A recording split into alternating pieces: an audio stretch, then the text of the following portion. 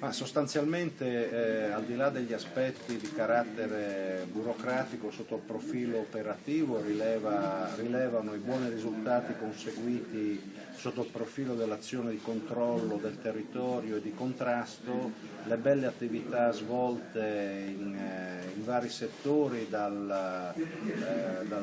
contrasto ai reati predatori, che sono quelli che danno maggiormente fastidio e vanno ad accrescere la percezione di insicurezza da parte dei cittadini, ai reati per contrastare lo spaccio e il traffico di stupefacenti e tutte quelle attività che vengono svolte in una funzione preventiva per rassicurare i cittadini e infondere loro fiducia, una maggiore percezione della sicurezza. Per quanto riguarda l'Arma, si registra un sostanziale calo delle rapine nel 2014 rispetto ai primi 10 mesi del 2013, con un aumento di quelle scoperte. Faccio riferimento a un 42% di rapine scoperte, con autori quindi identificati, noti e arrestati. Senza dubbio adesso stiamo focalizzando l'attenzione sui reati predatori, ripeto, che sono quelli che incidono maggiormente, danno maggiori preoccupazioni ai cittadini,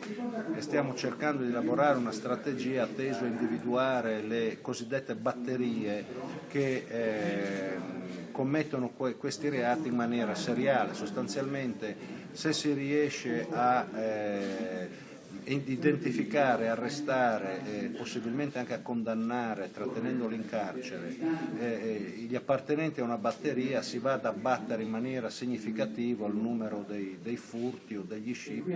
o anche delle truffe agli anziani. E il mio invito è quello di segnalare tempestivamente al 112, che è il numero di emergenza dei carabinieri, o anche al 113, quello della polizia, eventuali situazioni sospette senza indugio,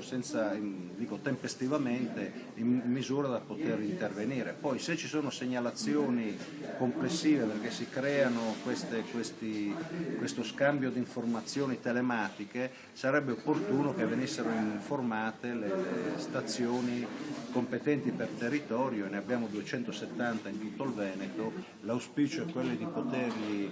accogliere in maniera dignitosa e poi di svolgere un'attenta azione di vigilanza per prevenire che tra i profughi ci possano essere soggetti che possono recare nocumento